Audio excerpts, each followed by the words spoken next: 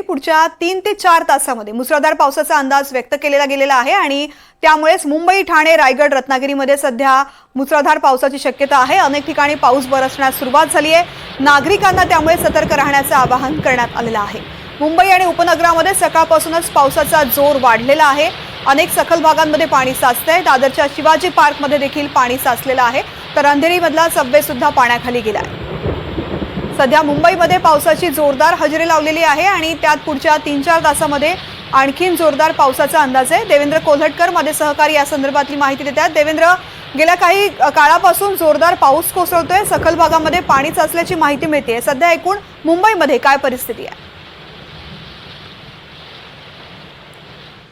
तृप्ती, आज अगदी सकाळपासूनच मुंबई शहर असेल किंवा उपनगर असेल या ठिकाणी पावसाची चांगलीच बॅटिंग पाहायला मिळते।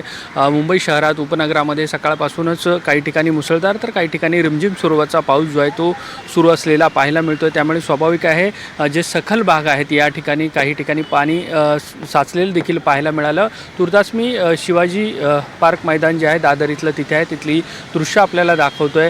दादर शिवाजी पार्क परिसर असेल किंवा सायन, माटुंगा, परळ परिसर असेल, लालबाग परिसर असेल, या सगळ्या भागामध्ये सध्या रिमझिम स्वरूपाचा पाऊस जो आहे तो पाहायला मिळतो आहे। सकाळची वेळ असल्यामुळे स्वाभाविक आहे मुसळधार पाऊस असेल, या सगळ्याचा परिणाम जो आहे तो रस्ते वाहतूक असेल, रेल्वे वाहतूक असेल यावरती देखील झालेला पाहायला मिळतो आहे। आणि हवामान खात्याने जी माहिती सांगितलेली आहे त्यानुसार येत्या 3 ते 4 तास जे आहे मुंबई शहरात उपनगरामध्ये अशाच पद्धतीचा पाऊस जो आहे तो कोसळण्याची शक्यता आहे। दादर शिवाजी पार्कमधला हा सगळा परिसर आहे। मैदानात काही ठिकाणी पाणी जे आहे ते साचलेलं आहे। जी काही क्रिकेटचे पिचेस आहेत त्याच्यावरती देखील पाणी काही प्रमाणात साचलेलं आपल्याला पाहायला मिळतं आहे। तुर्तास मुसळधार असा पाऊस जरी कोसळत नसला तरी येत्या पुढच्या काही तासामध्ये हवामान खात्याने जी शक्यता व्यक्त केलेली आहे त्याच्यानुसार चांगलाच पाऊस कोसळण्याची शक्यता आहे। तृप्ती, निश्चित देवेंद्र, अपडेट्स घेत राहू। तुर्तास धन्यवाद संपूर्ण माहिती करता।